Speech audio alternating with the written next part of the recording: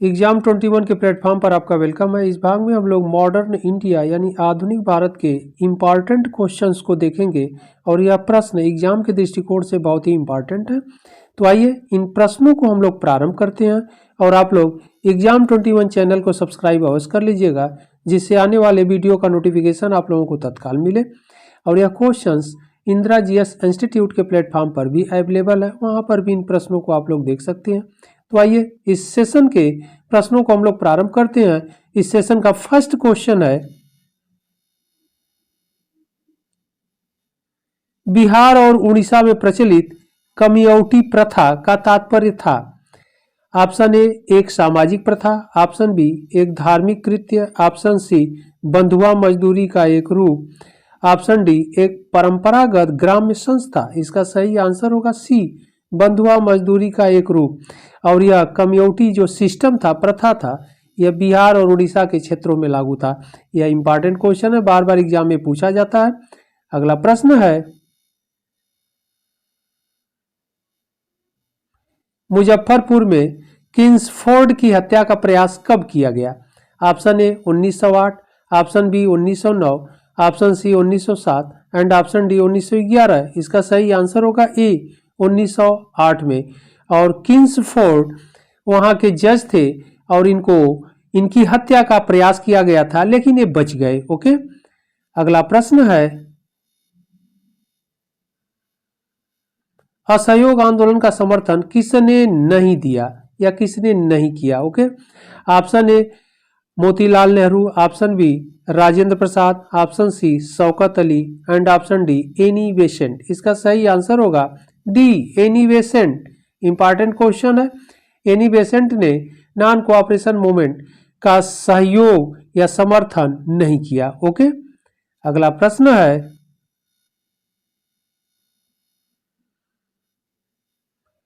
Home rule league का सचिव कौन था? Option A Annie Besant, option B BG Tilak, option C BP Wadia and option D Madan Mohan Malaviya. Option इसका सही आंसर होगा C BP Wadia. Important question है, कई बार एग्जाम में पूछा भी गया है। अगला प्रश्न है,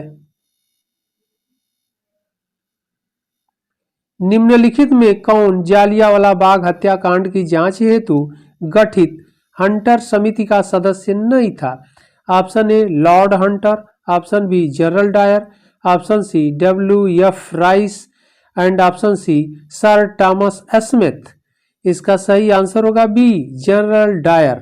जनरल डायर हंटर समिति का सदस्य नहीं था, यानी इस समिति जो हंटर समिति गठित की गई थी उसका सदस्य नहीं थे। अगला प्रश्न है, निम्नलिखित में से किसने गांधी इरविन समझौते का प्रारूप तैयार किया था? Option A Mahatma Gandhi, option B Lord Irwin, option C Herbert Emerson and option D Sir Thomas Smith. इसका सही आंसर होगा सी, हर्बर्ट इमर्सन द्वारा गांधी इरविन समझौते का प्रारूप तैयार किया गया था। ओके, ड्राफ्ट तैयार किया गया था या बनाया गया था। इंपॉर्टेंट क्वेश्चन है। अगला प्रश्न है,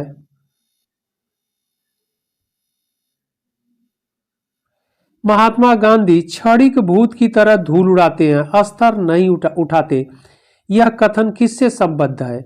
ओके, यानी यह स्टेटमेंट जो कहा गया है यह किसके द्वारा कहा गया है?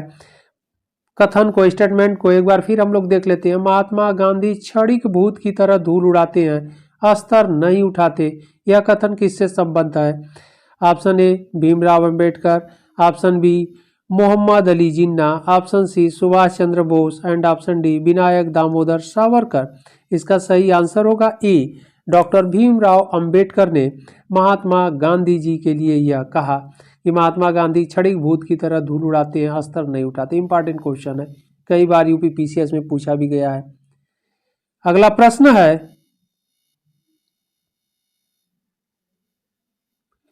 अंग्रेजों के विरुद्ध विद्रोह का नेतृत्व करने वाली नागा गैडनेल्यू को किसने रानी की उपाधि प्रदान की थी, यानी रानी की टाइटल इन्हें किसने दिया था? Option A Mahatma Gandhi, option B Pandit Jawaharlal Nehru and option C Sardar Patel and option D Rajendra Prasad. इसका सही आंसर होगा बी, पंडित जवाहरलाल नेहरू ने इन्हें रानी की उपाधि या टाइटल प्रदान किया था। और यह नागालैंड के क्षेत्रों में नेतृत्व का आंदोलन का नेतृत्व कर रही थी। ओके, अगला प्रश्न है,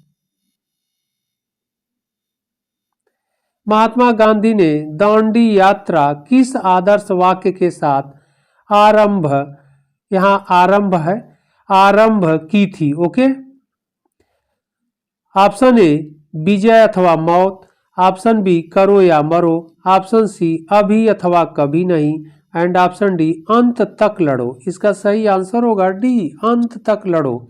इसका जो आदर्श वाक्य था अंत तक लड़ो। ओके, जबकि करो या मरो का जो नारा था वह क्विट इंडिया मूवमेंट यानी भारत छोड़ो आंदोलन के समय उन्होंने दिया था। ओके, तो यह दोनों ही आदर्श वाक्य बहुत इंपॉर्टेंट है। अगला प्रश्न है, साइमन गो बैक के नारे का निर्माण किसने किया था। Option A Yusuf Meher Ali, Simon go back, प्रश्न को एक बार फिर देख लेते हैं हम लोग। साइमन गो बैक के नारे का निर्माण किसने किया था। Option A Yusuf Meher Ali, option B Mahatma Gandhi, option C Lala Lajpat Rai, and option D Motilal Nehru.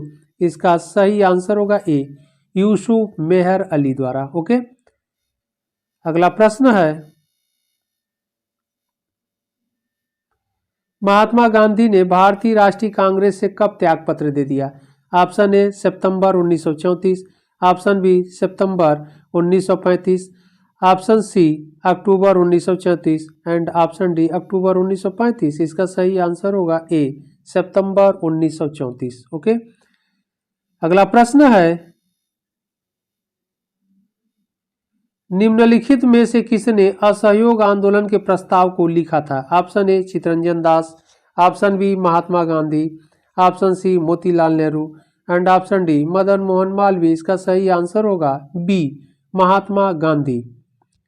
अगला प्रश्न है, भारतीय सौर मंडल का एक सितारा टूट गया, वह उद्गार गांधी जी ने किसके मृत्यु पर किया। Option A Bal Gangadhar Tilak, option B C R Das, option C Lala Lajpat Rai, and option D Dadabhai Naoroji.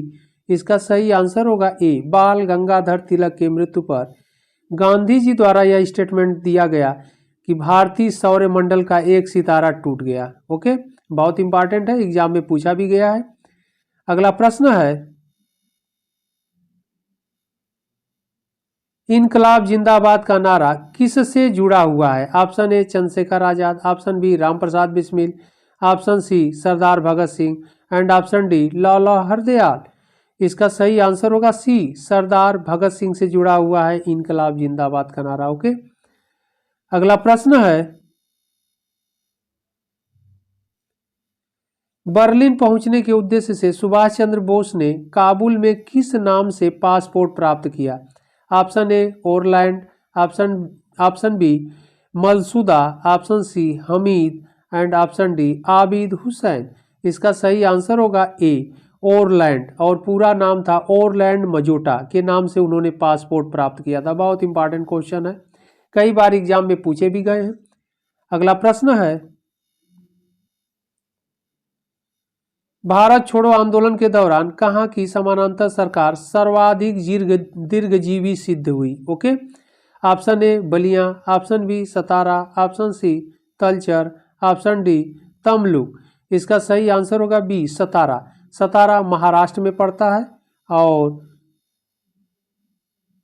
Maharashtra में पड़ता है, महाराष्ट्र में यानी सतारा स्थान पर भारत छोड़ो आंदोलन के दौरान जो समानांतर सरकार का गठन किया गया था बलिया में, सतारा में और तमलुक में, तो सतारा की सरकार समानांतर सरकार लंबे समय तक चली यानी दीर्घजीवी सिद्ध हुई। यही क्वेश्चन पूछ रहा है, बहुत इंपॉर्टेंट है।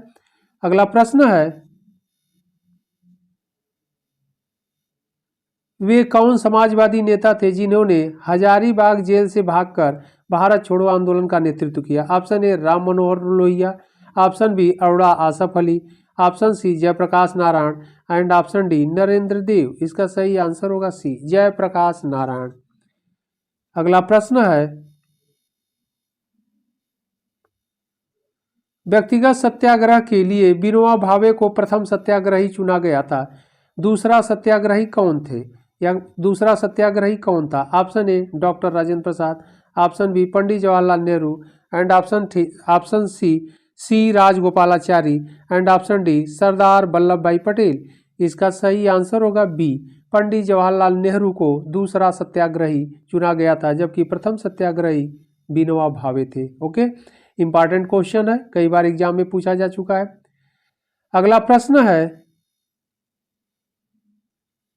कस्तूरबा गांधी की मृत्यु जेल में कब हुई थी? Option A 1905, option B 1919, option C 1934 and option D 1944। इसका सही आंसर होगा डी 1944। ओके, अगला प्रश्न है, निम्नलिखित में से कौन अंतरिम सरकार 1946 में रेल मंत्री था?